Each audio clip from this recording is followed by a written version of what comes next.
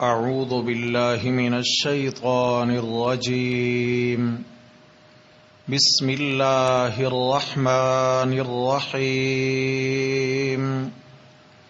انا اعطیناک الکوثر فصل لربک وانحر ان شانئک هو الابتر انا اعطیناک الکوثر، بے شک ہم نے آپ کو عطا کی ہے خیر کثیر۔ فصل لربک وانحر، پس نماز پڑھیے اپنے رب کے لیے اور قربانی کیجیے۔ ان شانئک هو الابتر، بے شک آپ کا دشمن وہی بے نام و نشان ہوگا۔ صدق اللہ، ومن اصدق من اللہ قیلا۔ اللہم صل علی سیدنا و مولانا محمد وعلی آل سیدنا و مولانا محمد وبارک وسلم علیہ۔ حضرات محترم، درس قرآن مقدس کے سلسلہ میں آخری پارہ اور سورۃ الکوثر مبارکہ، اس میں ہمارا سبق چل رہا ہے۔ اس کے کئی دروس ہو بھی چکے ہیں اور ابھی انشاءاللہ کئی دروس میں ہم انشاءاللہ مختلف عنوانات اور مختلف پہلوؤں پہ انشاءاللہ اللہ کی توفیق سے بات بھی کریں گے۔ سورۃ الکوثر، اس کا عنوان ہی رسول اللہ صلی اللہ علیہ وسلم کے لیے تسلی ہے۔ جب آپ صلی اللہ علیہ وسلم کے لخت جگر حضرت ابراہیم رضی اللہ تعالی عنہ کا انتقال ہوا، اب آپ یہاں فرق ذہن نشین فرما لیں کہ ایک تو حضرت ابراہیم خلیل اللہ ہیں علیہ الصلاۃ والسلام، جو پیغمبر ہیں۔ یہ آپ صلی اللہ علیہ وسلم نے اپنے صاحبزادے کا نام حضرت ابراہیم کی نسبت سے رکھا تھا۔ تو معلوم یہ ہوا کہ اللہ اگر اولاد عطا فرمائیں تو نام کے اعتبار سے جو چناؤ کرنا ہے، سب سے بہترین اور عمدہ نام جو ہے وہ عمدہ نسبت والا ہوتا ہے۔ آپ صلی اللہ علیہ وسلم نے فرمایا کہ سب سے بہترین اور عمدہ نام لڑکوں کے لیے عبداللہ اور عبد الرحمن ہیں۔ اب یہ کیوں سب سے عمدہ ہیں؟ اس لیے کہ عبداللہ اللہ کا بندہ، عبد الرحمن رحمان کا بندہ، دونوں ناموں میں نسبت بڑی عظیم ہے، اور وہ اللہ تبارک و تعالی کی ذات کے ساتھ نسبت۔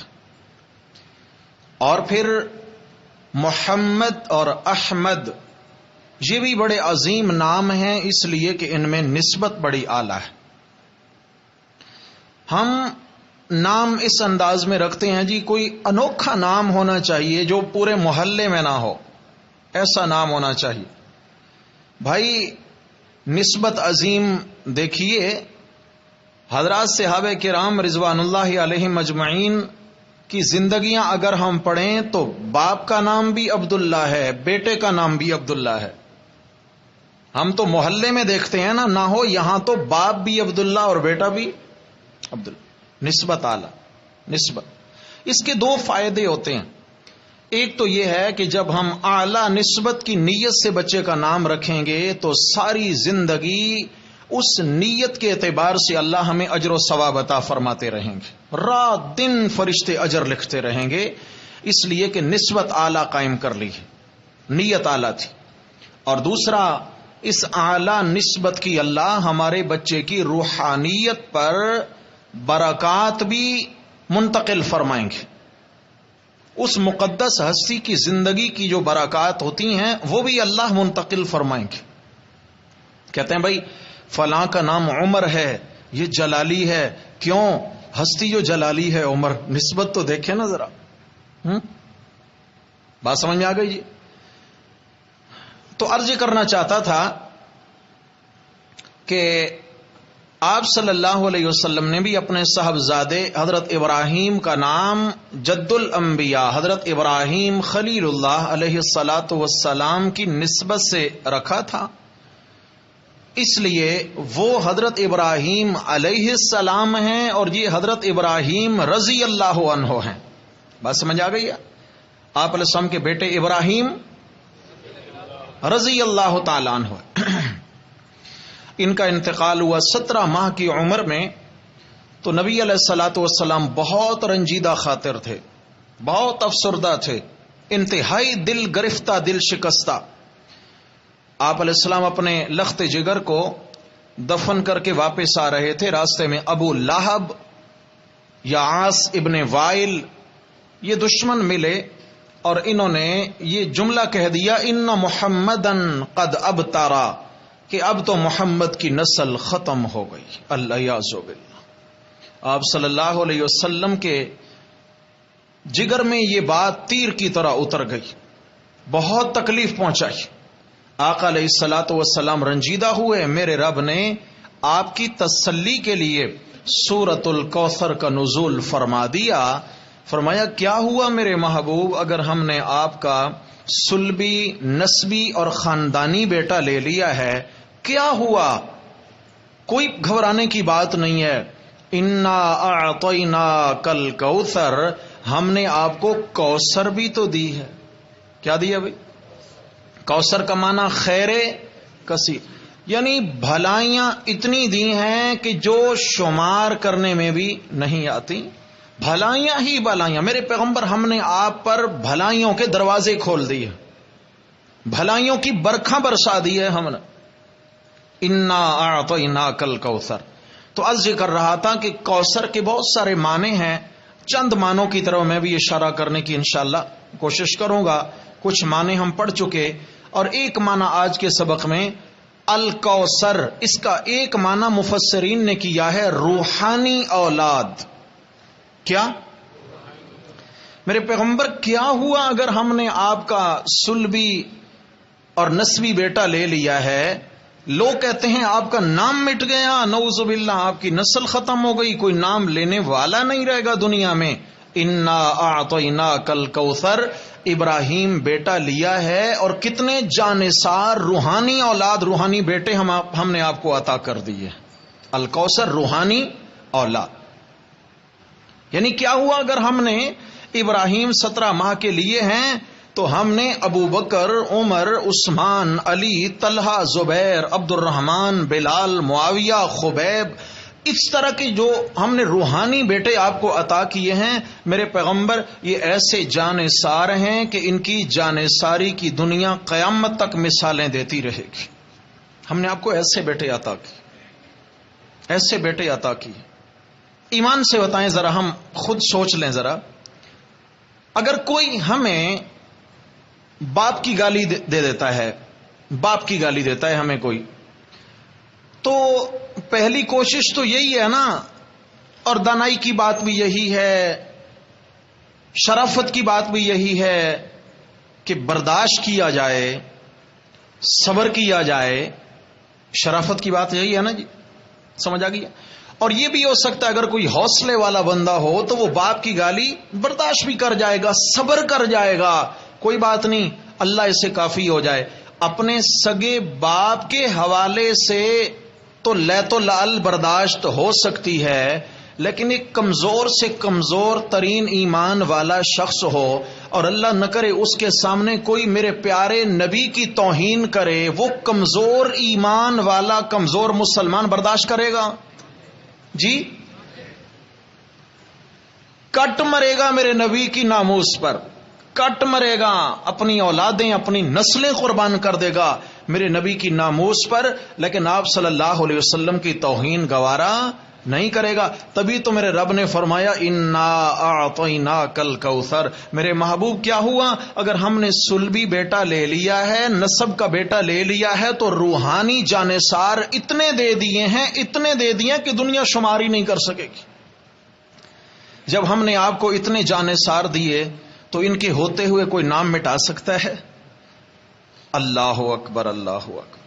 الکوثر کا ایک معنی بولو بھائی، روحانی اولاد. کون سی اولاد؟ روحانی اولاد. ایمان کا جتنا کمزور ہو، اعمال میں جتنا نقص اور عیب پایا جاتا ہو، لیکن یہ قدرت کی تقسیم ہے. ایک مومن میرے پیارے نبی کی توہین برداشت نہیں کر سکتا. یہ نہیں دیکھا جائے گا یہ غریب کا بچہ ہے، کوئی بات نہیں، یہ کمزور ہے. نہیں، گلے پڑ ہی جائے گا اور انتہا کر دے گا. کیوں؟ میرے نبی صلی اللہ علیہ وسلم کی جو محبت ایک مومن اور کلمہ گو کے دل میں ہوتی ہے، اتنی محبت اپنے سگے ماں باپ کی بھی. یہ رب کی تقسیم ہے. اللہ نے لا الہ الا اللہ محمد الرسول اللہ کے ساتھ دو ہستیوں کی محبت تو دل میں بھر دی ہے. لا الہ الا اللہ کہتے گئے تو اللہ تبارک و تعالی کی محبت کی انتہا ہو گئی. بندہ اللہ کے نام پر اپنی گردن کا خون قربان کر دیتا ہے. محمد الرسول اللہ پڑھا تو میرے نبی صلی اللہ علیہ وسلم کے لیے اپنی جان ہی نچھاور کر دی. اگر یوں سمجھ نہ آئے نا تو پھر ذرا پچھلی امتوں، پچھلے نبیوں کے امتیوں اور میرے نبی صلی اللہ علیہ وسلم کے صحابہ کے درمیان تقابل کر کے دیکھ لیجیے، تقابل کر دیکھ لیجیے. ہاں، حضرت موسیٰ علیہ الصلاۃ والسلام، اللہ رب العزت نے موسیٰ علیہ الصلاۃ والسلام کی قوم پر اتنے انعامات کیے کہ 40 برس تک وادی تیہ میں بغیر کمائے انہیں کھلایا پلایا، من و سلوہ کھلایا. من بٹیر، سلوہ ترنجبین، یعنی روزانہ کے اعتبار سے پرندوں کا گوشت کھاتے ہیں اور بٹیر کا گوشت کھاتے ہیں. اور ترنجبین ایک قسم کا یہ میٹھا ہے جو اوس کی مانند درختوں کے پتوں پہ رات کو گرتا تھا، صبح یہ اتار لیتے تھے، گوند کی مانند اوس آ کے جم جاتی، اور یہ بہت شیریں اور لذیذ تھا، یہ کھاتے تھے. اللہ تبارک و تعالی نے 40 برس تک ان کو من و سلوہ کھلایا، موسیٰ علیہ السلام کے نام لیواؤں کو، اور ان پر بادلوں کا سایہ کیے رکھا. جدھر جا رہے ہیں اوپر بادل چل رہے ہیں ساتھ ساتھ. کتنی لاڈلی قوم. اور جب پیچھے دشمن کی فوجیں آ پہنچی تو میرے رب نے دریا میں سے 12 راستے بنا دیے، 12 راستے. اور لاڈلی قوم کہنے لگی اے موسیٰ علیہ السلام ہماری تو جوتیاں خراب ہونے کا خطرہ ہے، نیچے کیچڑ ہے، کچھ کیجئے. دعا کی تو اللہ تبارک و تعالی نے نیچے زمین بھی پختہ بنا دی اور خشک بنا دی. اب کہتے ہیں ہمیں کیا معلوم، 12 قبیلے، ایک قبیلہ ادھر سے گزر رہا ہے، بیچ میں پانی کی دیوار ہے، پتہ نہیں ادھر والوں کا کیا حال ہے، وہ ڈوب گئے یا سلامت ہیں، ہمیں کیا معلوم. موسیٰ علیہ السلام کی دعا کی برکت سے اللہ نے پانی کو شیشے کی دیوار کی مانند بنا دیا. 12 قبائل گزر رہے ہیں اور ایک دوسرے کو دیکھتے بھی جا رہے، اور ان کے سامنے اللہ نے ان کے دشمن کو غرق بھی کیا. اور یہ وہ قوم ہے جب وادی تیہ کے اندر انہیں پیاس لگتی ہے، پانی کا انتظام وہاں کوئی نہیں، تو پتھر میں سے اللہ تعالیٰ پانی کے 12 چشمے جاری کر دیتے ہیں. 12 ان کے اتفاق کا پتہ تو یہیں سے چلتا ہے. 12 قبیلے ہیں، ایک راستے سے گزرنا گوارا نہیں، ایک چشمے سے پانی پینا الگ الگ. پھر بھی اللہ کے نبی نے ان کے لاڈ برداشت کیے، اللہ نے ان کے لاڈ برداشت کیے. چلیں جی کوئی بات نہیں ہے، ہونے دو. کرتے کرتے جب 40 سال کا زمانہ گزرا تو اب کہنے لگے کہ حضرت یہ بٹیر اور یہ ترنجویں اور یہ کھا کھا کے نا یہ تو ہمارے منہ پڑ گئی ہیں، اب تو کچھ ذائقہ منہ کا چینج ہونا چاہیے. کیا ہونا چاہیے جی؟ کھکھڑیاں ہونی چاہیے, کوئی مسور کی دال ہونی چاہیے, کوئی پیاز ہونا چاہیے, کوئی لہسن ہونا چاہیے, گندم ہونی چاہیے. یہ کیا کہ ہر وقت ہم بٹیر کھائے جا رہے ہیں, اور جناب علی غیب سے ہمیں یہ کھانے کھلائے جا رہے ہیں کچھ. تو فرمایا پھر یہاں تو ملنے کچھ نہیں لگا, اس کے لیے تمہیں فلاں شہر کا رخ کرنا پڑے گا, اور فلاں شہر میں تمہیں کوئی مفت میں تو ٹکنے دے گا کوئی نہیں. قوم عمالقہ سے تمہیں پہلے جہاد کرنا پڑے گا. قوم عمالقہ کو وہاں سے مار بھگاؤ, تمہارے جانے کی دیر ہے, اور اللہ تعالیٰ ان کے دلوں میں تمہارا رعب ڈال دیں گے, وہ بھاگ جائیں گے وہاں سے, اور تم وہاں آباد ہو جانا, اور مزے سے وہاں تم کھکھڑیاں بھی کھانا, اور جناب مسور کی دال بھی مزے اڑانا, اور جتنے پیاز مرضی ہے کھاتے رہنا, ٹینشن نہیں ہے. نے کہا اچھا تو ہمیں پھر لڑنا پڑے گا؟ جی بالکل لڑنا پڑے گا, جہاد کرنا پڑے گا. تو آپس میں مشورہ کر کے موسیٰ علیہ السلام سے کہتے ہیں حضرت بات یہ ہے, یہ لڑائی بھڑائی جو ہے نا ایسے پھڈوں میں ہمیں نہیں ڈالیں, ان معاملات میں ہمیں نہیں ڈالیں. بات یہ ہے فَاذْهَبْ أَنْتَ وَرَبُّكَ فَقَاتِلَا إِنَّا هُنَا قَاعِدُونَ. ہمارا ایک مشورہ ہے, آپ بھی چلے جائیں, ساتھ لے جائیں اپنے خدا کو, جا کر تم دونوں لڑو, جب شہر فتح ہو جائے ہمیں خبر کر دینا, ہم آ جائیں گے, فی الحال ہم یہیں بیٹھے ہیں. یہ ہے بٹیر کھانے والی قوم, یہ ہے ترنجبین کھانے والی قوم, من و سلوہ پہ پلنے والی قوم, یہ ہے بادلوں کے سائے میں عیش اڑانے والی قوم, یہ ہے سمندر پار جانے والی قوم, یہ ہے جو ہے نا پتھر میں سے 12 چشموں سے ٹھنڈا میٹھا پانی پینے والی قوم, اور بغیر کسی محنت کیے ان کو یہ سب کچھ ملا. یہ تھی موسیٰ علیہ السلام کی امت. کس کی؟ اللہ اکبر, اللہ. اور ادھر مڑ کے ذرا دیکھیں, انا اعطیناک بدر کا میدان لگنے لگا ہے. آئے تھے ایک تجارتی قافلہ روکنے کے لیے, جنگ کا تو پروگرام ہی نہیں تھا. پتہ چلا کہ مشرکین مکہ کا ایک تجارتی قافلہ شام سے تجارتی سامان بیچ کر کافی نفع کما کے جو ہے نا واپس آ رہا ہے. تو حکم ہوا کہ چلو ان کا راستہ روکنا ہے, اور جو ان کے پاس کمائی ہے, جو کچھ لا رہے ہیں ان سے ہم چھین لیں گے. کیوں؟ انہوں نے جا کر اسلام کے خلاف اس مال و دولت کو استعمال کرنا ہے. تو معلوم یہ ہوا کہ کفر کو پنپنے سے پہلے, کفر کو طاقت میں آنے سے پہلے اسلام کو چاہیے, یعنی اسلام کے نام لیواؤں کو چاہیے کہ جا کر کفر کو دبوچ لیں. سمجھ آ گئی ہے؟ ہاں, کفر کو کھلا راستہ نہ دیں, اسے چھوٹ نہ دیں کہ تم جیسے مرضی کھیلتے رہو. آپ علیہ الصلوۃ والسلام چلے, 313 جانثار, بے سر و سامانی کا عالم, لڑائی کا تو پروگرام ہی نہیں تھا. ایک تجارتی قافلہ روکنے کے لیے کتنی ضرورت تھی؟ چند لوگ کافی تھے. قافلے والوں کو پتہ چل گیا, انہوں نے پہلے ہی مکہ میں اطلاع کر دی ابو جہل کو کہ بھائی ہمارا کچھ خیال کرو, مسلمان ہمیں راستے میں آ دبوچیں گے, ہم تو راستہ بدل کے نکل رہے ہیں اور تم اس طرف سے آؤ. تو اللہ نے ان کی تباہی لکھی تھی. ابو جہل 1000 کا لڑاکا لشکر لے کر بدر کے میدان میں پہنچ گیا, کیل کانٹے سے لیس ہے. آپ صلی اللہ علیہ وسلم کے ساتھ وہاں ان کا آمنا سامنا ہو گیا. وہ تجارتی قافلہ بیچ سے بچا کے نکل گیا, اور ان دو لشکروں کا آپس میں آمنا سامنا ہو گیا. آپ صلی اللہ علیہ وسلم نے صحابہ سے مشورہ لیا. یہ بات عرض کرنا چاہتا تھا, توجہ کیجئے گا. آپ علیہ السلام نے مشورہ لیا, میرے صحابہ بتاؤ, ہم تو آئے تھے تجارتی قافلہ روکنے کے لیے, مگر یہاں تو کچھ صورت حال ہی بدل گئی ہے. اب تمہارا کیا مشورہ ہے, لڑنا چاہیے یا مذاکرات کرنے چاہیے؟ مذاکرات سمجھتے ہیں؟ سمجھ آ گیا نہیں؟ ہم تو خیر ویسے بھی ہم آدھا گھنٹہ کشمیریوں کے ساتھ کھڑے ہو کر حق ادا کرنے والے ہیں نا. آدھا گھنٹہ کھڑے رہیں, حق ادا ہو جائے.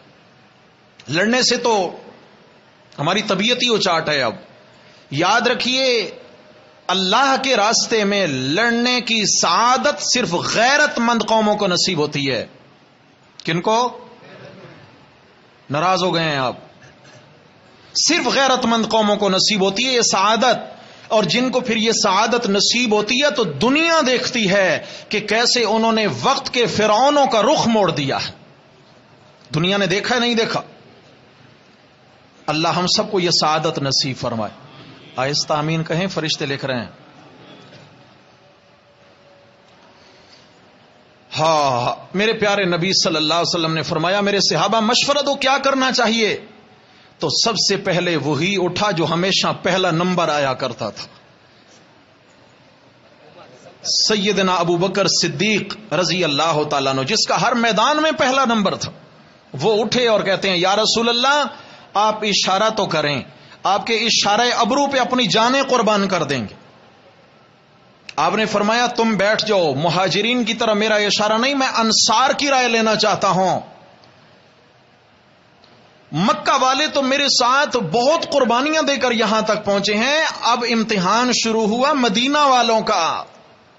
انصاری کوئی اٹھے تو حضرت سعد ابن معاذ رضی اللہ تعالیٰ عنہ انصاری صحابی ہیں اور انصار کے بھی سرداروں میں سے تھے.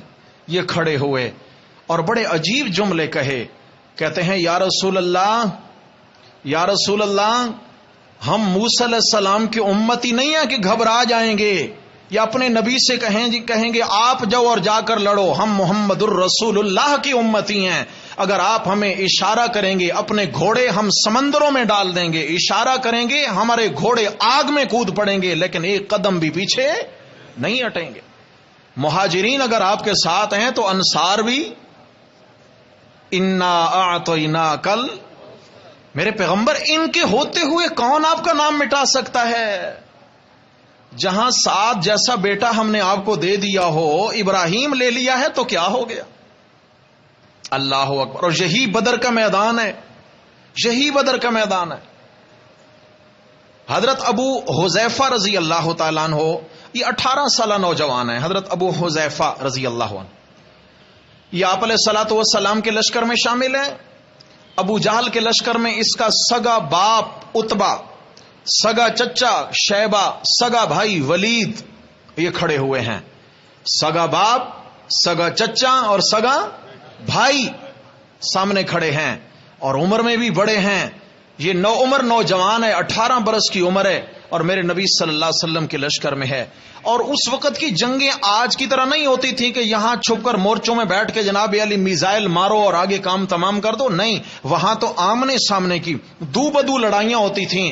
اور جہاں لڑائی کے زیادہ ہی جوہر آزمانے ہوتے تو وہاں یہ انداز ہوتا، وہاں ایک اگر لشکر موجود ہے، یہاں دوسرا لشکر موجود ہے، تو وہاں سے ایک بہادر نکلتا اور للکار کے کہتا حل من مبارزن، ہے کوئی میرے ساتھ پنجہ آزمانے والا، ہے کوئی پنجہ لڑانے والا، آئے میرے ساتھ آج بہادری کے جوہر آزمائے. تو ادھر سے ایک نکلتا، ادھر سے کوئی چیلنج قبول کرتا. میدان میں آتے، دونوں لشکر تماشا دیکھ رہے ہیں اور یہاں آپس میں تلواروں کا ٹکراؤ شروع ہوتا، تلواریں چلنا شروع ہوتی. ایک کا کام ضرور تمام ہو جاتا، پھر دوسری جوڑی نکلتی، پھر تیسری جوڑی نکلتی، اور جب اس طرح انتہا ہو جاتی تو پھر عمومی یلغار شروع ہو جاتی اور لڑائی ہوتی. ایمان سے بتائیں آسان لڑائیاں تھیں؟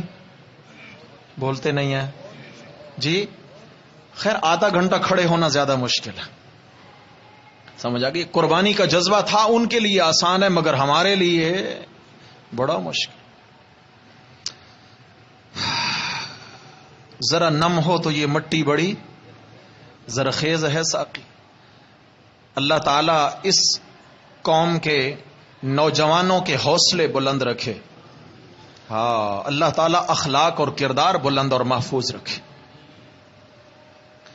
تو ادھر سے حضرت ابو حذیفہ رضی اللہ تعالیٰ عنہ کے والد عتبہ میدان میں نکلتے ہیں اور اچانک آواز سنائی دیتی ہے حل من مبارزن، کون ہے جو آج میرے ساتھ پنجہ آزمائی کرے گا؟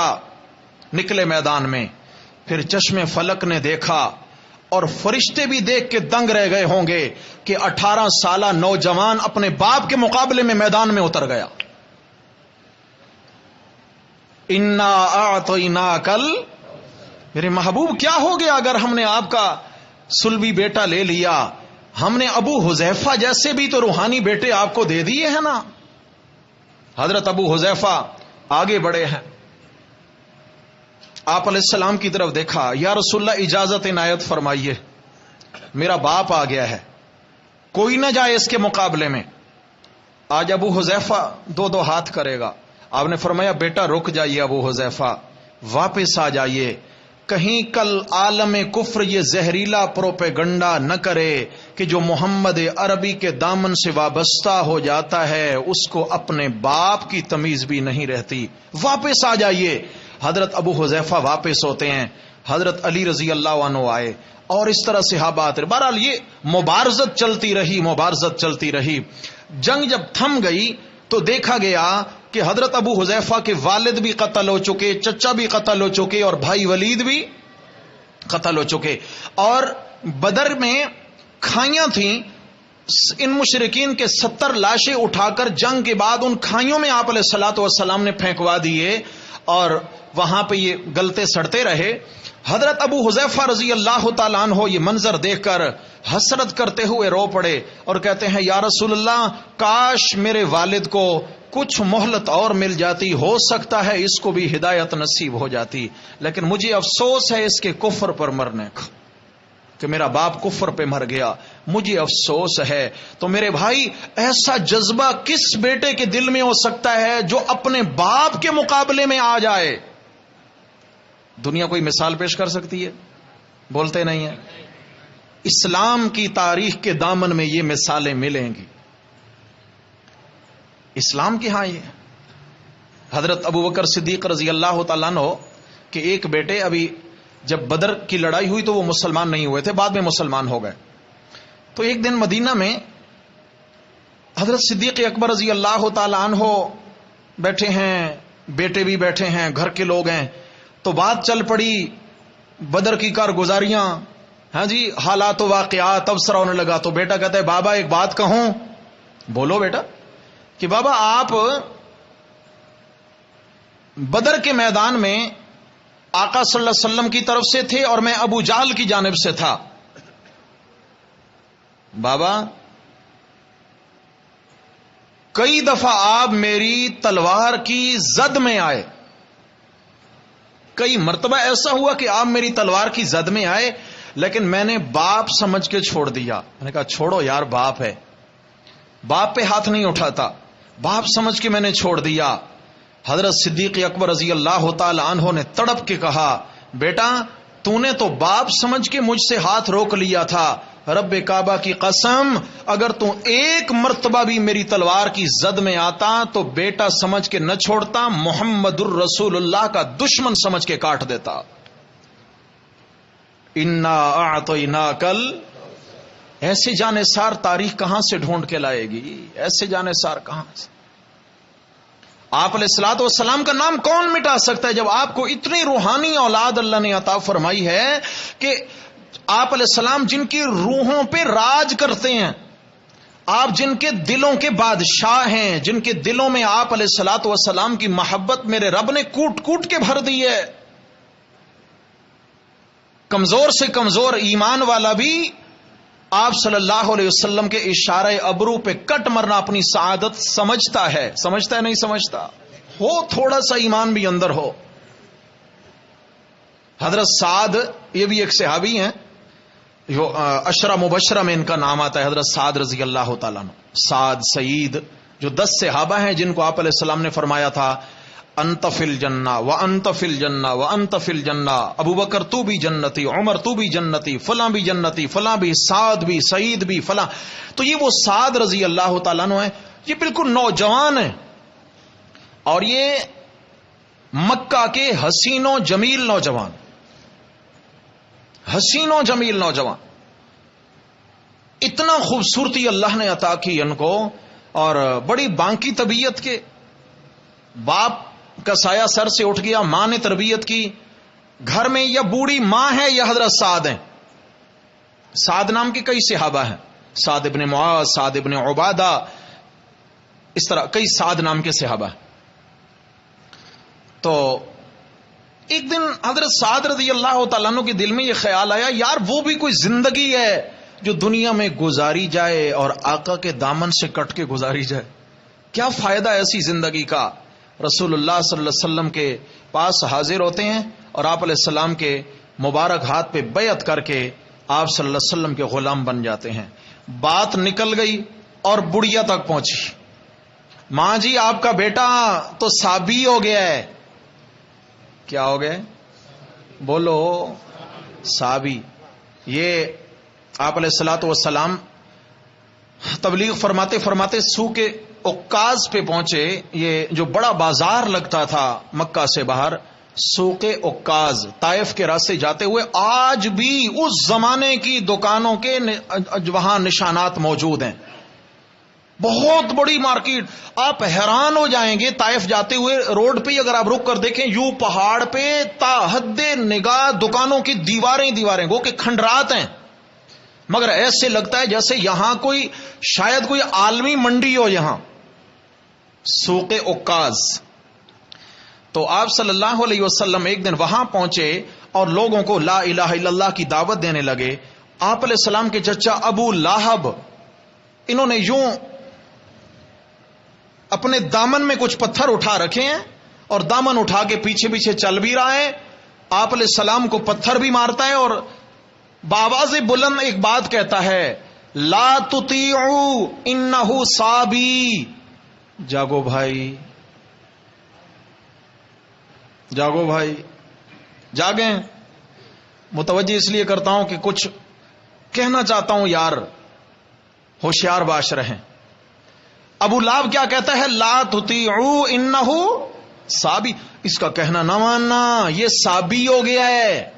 صابی کا معنی جس نے باپ دادا کا دین چھوڑ دیا ہو. اس نے باپ دادا کا دین، یہ بڑوں کے دین سے ہٹ گیا ہے. کیا ہو گیا ہے؟ صابی ہو گیا ہے. اس زمانے میں جو در در سے اپنا سر ہٹا کے ایک در پہ اپنی پیشانی کو جھکا لیتا تھا، اسے کہتے تھے صابی ہو گیا ہے. اور آج جو اللہ کی وحدانیت کو قبول کر لے اسے کہتے ہیں وہابی ہو گیا ہے. کیا ہو گیا ہے بھائی؟ ہاں، وہاں صابی تھا اور یہاں وہابی. چلیں، وہاب کون ہے؟ انکا انتل وہاب. وہاب، وہاب، ہاں، بے حساب دینے والا. وہاب کتنا دینے والا؟ بے حساب دینے والا، ان گنت دینے والا. کون ہے؟ وہاب، ان گنت دینے والا، بے حساب عنایتیں کرنے والا. وہابی، وہاب والا. ملتانی، ملتان. لاہوری، لاہور. سندھی، سندھ. پنجابی، پنجاب. بغدادی، بغداد. مکی، مکہ والا. مدنی، مدینہ والا. تو وہابی بولتے نہیں ہیں. وہاب سودا قبول ہے جی. گھبراتے کیوں ہیں پھر؟ اچھی بات ہے یار، شکر ہے، شکر ہے ہمارے دوستوں کو یہ بات تو سمجھ آ گئی کہ یہ سب اللہ والے ہیں. اللہ والے ہیں. اس سے خوبصورت کوئی اور تمغہ ہو سکتا ہے؟ یہ اللہ والے ہیں. تو کسی نے جا کر ماں جی کو بتا دیا کہ سعد کیا ہو گیا ہے؟ صابی ہو گیا ہے، باپ دادا کا دین چھوڑ چکا ہے. ماں نے احتجاج شروع کیا، پاؤں سے جوتی نکال دی، سر سے دوپٹہ اتار دیا، بال کھول لیے اور دھوپ میں آ کر بیٹھ گئی. اور مکہ کی گرمی، مکہ کی دھوپ، وہاں کی سنگلاخ چٹانیں اور چلچلاتی دھوپ، ماں بیٹھی ہے گرمی میں. کسی نے سعد کو بتایا، سعد تمہاری ماں تو احتجاج کر رہی ہے کہ جب تک میرا بیٹا آبائی دین میں واپس نہیں آئے گا تب تک میں اپنا احتجاج ختم نہیں کروں گی، نہ کھاؤں گی نہ پیوں گی. بھوک ہڑتال ہے، پیاس ہڑتال ہے، ہر لحاظ سے میں احتجاج اپنا قائم رکھوں گی جب تک کہ سعد اپنے باپ دادا کے دین میں واپس نہیں آتے. جاؤ پتہ کرو. حضرت سعد دوڑتے گئے، میری ماں میں قربان ہو جاؤں، کیا ہو گیا آپ کو؟ ماں نے پوچھا، میں نے سنا ہے کہ تو باپ دادا کا دین چھوڑ چکا ہے، جب تک واپس نہیں آئے گا اپنے دین میں تب تک میں مر جاؤں گی، میری روح نکل جائے گی یہاں تڑپ تڑپ کے، اور میں چھاؤں میں نہیں جاؤں گی. بیٹے نے بہت سمجھایا، ماں جی ایسا نہیں کرو، اپنی جان پہ ظلم نہیں کرو، جو آپ کہتی ہیں وہ نہیں ہو سکتا، نہیں ہو سکتا. ساری کائنات چھٹ سکتی ہے مگر مدنی کا دامن نہیں چھٹ سکتا. ایسا نہیں کرو. ماں نے پھر منع کر دیا. حضرت سعد کہتے ہیں ماں جی یہی دھمکی دے رہی ہو نا کہ مر جاؤں گی؟ ہاں یہی دھمکی ہے. سوچتی تھی بیٹا ہے، لاڈ سے پالا ہے، پیار میں مجبور ہو جائے گا. ایموشنل بلیک میلنگ سمجھتے ہیں نا، ایموشنل بلیک میلنگ. شاید کہ بیٹا مان جائے. حضرت سعد رضی اللہ عنہ 2 قدم پیچھے ہٹ کر کہتے ہیں ماں جی یہ کہتی ہو کہ تڑپ تڑپ کے جان دے دوں گی، یہ بتاؤ تمہارے جسم میں کتنی جانیں ہیں؟ بیٹا ایک ہی جان ہے. ایک ہی بار جائے گی؟ ہاں ایک ہی بار جائے گی. ماں جی پھر مجھے محمد کے رب کی قسم ہے اگر آپ کے بدن میں ایک جان نہیں 100 جانیں ہوتی اور تڑپ تڑپ کے ایک کر کے ایک ایک جان نکلتی رہتی، میں آپ کی 100 مرتبہ کی موت برداشت کر سکتا ہوں، مگر آمنہ کے لال سے تعلق توڑنا گوارا نہیں ہو سکتا. اگر آپ احتجاج کرتی ہیں تو میں بھی آپ کا خون ہوں، میں بھی پھر آپ سے بڑا احتجاج کروں گا. ماں کہتی ہے بیٹا تمہیں ہو کیا گیا ہے؟ نظر کس کی لگ گئی ہے تیرے کو؟ کیا ہو گیا؟ بیٹے نے کہا ماں جی وجہ ہے ایک، میں نے فضول میں دامن نہیں تھاما آمنہ کے لال کا. ایک وجہ ہے، جب دن قیامت کا ہوگا اور دن قیامت کے تو میری سگی ماں مجھے پہچاننے سے انکار کر دے گی اور تو کہے گی یا اللہ سعد میرا بیٹا ہی کوئی نہیں، اس کو بھلے جہنم میں ڈال دو، میں تو اس کو جانتی بھی نہیں ہوں. اور قرآن کہتا ہے یوم یفر المرء من اخیہ و امہ و ابی و صاحبتہ و بنی. ماں باپ بہن بھائی بیوی بچے سب کیا ہے چھوڑ جائیں گے، کوئی بھی وہاں پرسان حال. ماں جی جب دن قیامت کے آپ میرے سے اپنا رشتہ توڑ دیں گی، مجھے بیٹا ماننے سے بھی انکار کر دیں گی، تو میرے پیارے نبی مجھے بلائیں گے سعد بیٹا ادھر آؤ. ماں نے بیٹا ماننے سے انکار کر دیا تو کیا ہوا؟ آؤ میرے جھنڈے تلے آ کے کھڑے ہو جاؤ، شفاعت بھی کروں گا اور کوثر کے جام بھی پلاؤں گا. صلی اللہ علیہ وسلم. انا اعطیناک الکوثر. میرے محبوب ہم نے آپ کو جو سعد جیسے بیٹے دے دیے ہیں، ان کے ہوتے ہوئے آپ کا کون نام و نشان مٹا سکتا ہے؟ میرے پیارے نبی صلی اللہ علیہ وسلم ہم نے آپ کو کوثر دی، خیر کثیر عطا فرمائی. میرے محبوب کو ایک بھلائی ہو تو ہم اس کا نام لیں. ہم نے تو یہاں بھلائیاں ہی لا کر آپ کی گود میں ڈال دی ہیں، کوئی بھلائی ہم نے پیچھے چھوڑی نہیں ہے. تو کوثر کا ایک معنی کیا ہے؟ روحانی زندگی رہی. تو اگلا معنی اگلے درس میں انشاءاللہ. اقول قولی ھذا استغفر